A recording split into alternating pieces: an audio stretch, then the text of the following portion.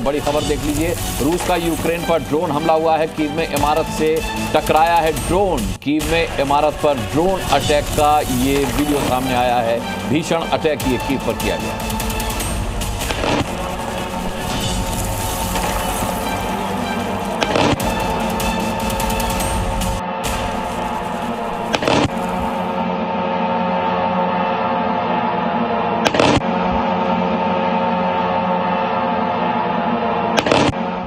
Air vice marshal OP Tiwari ji, मैं आपसे जानना चाहूंगा कि आज एक बहुत अहम बयान इजरायली एम्बेसडर का यूएस में आया है, जिसमें उन्होंने कहा है कि बस 2-3 दिन और, बुधवार और शुक्रवार की रात को फाइनल जो है देखने को तमाशा मिल जाएगा और जब धूल का गुबार हटेगा तो आप जान पाएंगे कि ये कितना आसान था। इसके मायने क्या हैं सर? इसका मतलब क्या है कि खामनेई के पास बस 2 से 3 दिन का वक्त बचा है? अनुराग जी, इजराइल अपने आप को बहुत ज़्यादा ओवर एस्टिमेट कर रहा है। अच्छा।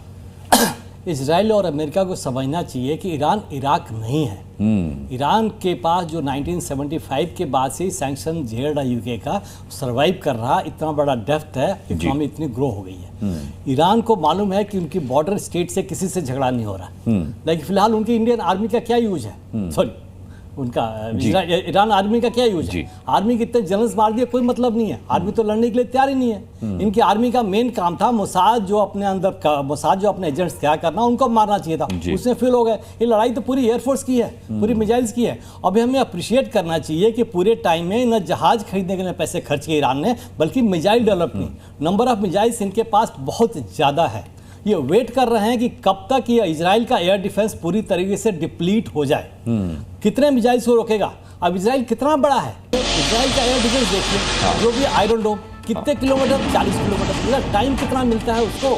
एरो 1 है, एरो 2, एरो 3 है, थर्ड है पैट्रियट्स आ गया। लेकिन इनके साथ जो मिसाइल्स है वो भी तो धीरे धीरे डिप्लीट हो रही हैं। अब ये बंच में, जब बंच में ये अपने ड्रोन्स भेजते हैं, जो पहले ईरान ने जो ड्रोन्स बनाए थे उसको रशिया ने मॉडिफाई किया।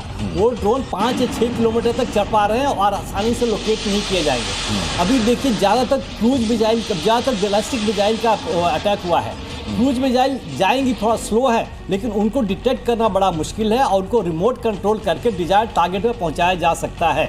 थोड़ी बहुत डिस्टर्बेंस अवश्य हुई है, बिकॉज टॉप एचेलॉन खत्म हो गए, अपने इनके न्यूक्लियर इंजीनियर्स खत्म हो गए टॉप वाले, लेकिन काम करने वाले तो मिडिल लेवल और लोअर लेवल होता है। ये कोई टेररिस्ट ऑर्गेनाइजेशन तो है नहीं कि टॉप लेवल को हटा दिया तो ऑर्गेनाइजेशन डिप्लीट हो गई, खत्म हो गई, समझ में नहीं आ रहा क्या कर रहे हैं। कोशिश इन्होंने अच्छी की है, मोसाद ने अपना काम किया है। जिस तरीके से गाजा में फेल हुआ था उसको ओवरकम करने के लिए ईरान ने कुछ काम किया। अब इजराइल की बात देखिए, 40 किलोमीटर बाई 10 किलोमीटर के एरिया को भी कब्जा नहीं कर पाए और पूरे ईरान को कब्जा करने चले हैं। ये जो भी है न्यूक्लियर के खिलाफ काफ़ी है, बट इतनी उम्मीद थी इनको, इतनी उम्मीद में थे कि हम इनके लीडर्स को हटा देंगे तो वहाँ की पब्लिक सड़क पर आ जाएगी, अनरेस्ट होगा और तख्ता पलट हो सकता है। लेकिन जिस तरीके से लोगों का नुकसान किया है, ईरानियन लोगों का मनोबल ऊंचा, ईरानी लोगों में राष्ट्रीयता की भावना पड़ चुकी है। अब ये इकट्ठा होंगे, भले नुकसान होगा, लेकिन लड़ाई ये खत्म जल्दी नहीं हो सकती, भले अमेरिका चाहे। अब जहां तक हेल्प का सवाल है, चाइना हेल्प नहीं करेगा। इस युद्ध से एक बहुत चीज क्लियर है कि अकेले लड़नी पड़ती है। अगर इजराइल और अमेरिका मिलकर खामनेई को खत्म कर दे तब भी नहीं, क्योंकि उनका यही कहना है कि ये युद्ध खामनेई के अंत से ही खत्म होगा। नहीं, ये खत्म करने की कोशिश कर रहे हैं लोग, लेकिन पब्लिक इनके अगेंस्ट हो तब। लेकिन जिस तरीके से सिविलियन टारगेट्स किए इजराइल ने, लोग नुकसान किए हैं, तो उनके अंदर ईरान की राष्ट्र की जो भावना है अलग पड़क चुकी है। खोमैनी जाएगा, कोई और आएगा, जो भी तरह के खोमैनी के ऊपर सारा डिपेंड करता है। तख्ता पलट तब होता है कि जब बाकी कोलेटरल, मतलब लोगों का नुकसान नहीं होता, लोग नहीं मरते, खाली लीडर्स मरे होते, तब तो समझ सकते थे कि लोग सड़क पर आ जाते। अभी क्या कर रहे हैं? अभी ईरानियन आर्मी खड़ी है पूरी, क्या करेगी? यही सब काम करेगी रोकने के लिए। उनकी तो लड़ाई में कोई बॉर्डर लाइन तो है नहीं कि जहां उनको लड़ना है और आगे बढ़ना है।